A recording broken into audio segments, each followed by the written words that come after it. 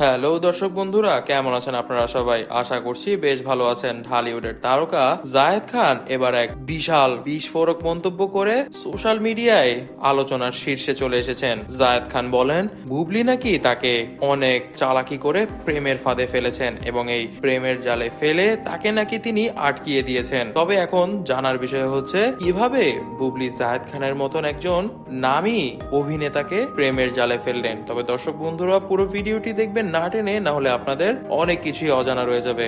জানা যাচ্ছে শুটিং এর ফাঁকেই বুবলি ও জায়েদের মধ্যে ঘনিষ্ঠতা বাড়তে শুরু হয়। তাদের একসঙ্গে বেশ কয়েকটি প্রজেক্টে কাজ করার সময় থেকেই এই সম্পর্কের গুঞ্জন শোনা যাচ্ছিল। তবে বুবলি শুধু সহকর্মী হিসেবে নয়, ব্যক্তিগতভাবে আরো বেশি ঘনিষ্ঠ হওয়ার চেষ্টা করেছিলেন বলে দাবি করেছেন জায়েদ। গুঞ্জন রয়েছে কাজের ব্যস্ততার মাঝে বুবলি প্রায়ই জায়েদকে নিজের বাসায় আমন্ত্রণ জানাতেন। প্রথমে তারা কাজের বিষয় নিয়ে আলোচনা করতেন, তবে ধীরে ধীরে সম্পর্ক ঘনিষ্ঠ হতে শুরু করে। এক সময় বুবলি জায়েদ খানের প্রতি তার অনুভূতি প্রকাশ করেন, এমনকি জায়েদ খানের প্রতি বুবলি নাকি অবৈধ সম্পর্ক করার প্রস্তাব দেন। এভাবেই ধীরে ধীরে তাকে প্রেমের জালে ফেলে দেন শবনম বুবলি। জায়েদ খান এখনো এই বিষয় নিয়ে মিডিয়ার সামনে কোনো কথা বলেননি। আমাদের কাছে এই কথাটি তিনি লিখে পাঠিয়েছেন, কারণ হলো তিনি মনে করেছেন এখন সত্য সবারই জানা উচিত। তিনি মনে করেন তাকে ফাঁসানো হয়েছে এবং তাকে এই অবস্থা থেকে রক্ষা এখন সোশ্যাল মিডিয়া বা মিডিয়া জগতের মানুষরাই করবে। এরই মধ্যে শাকিব খান, যিনি বুবলির সঙ্গে একটি সময় গভীর সম্পর্কে ছিলেন, এই নতুন গুঞ্জন শুনে চরম ভাবে ক্ষুব্ধ হয়েছেন বলে জানা গিয়েছে।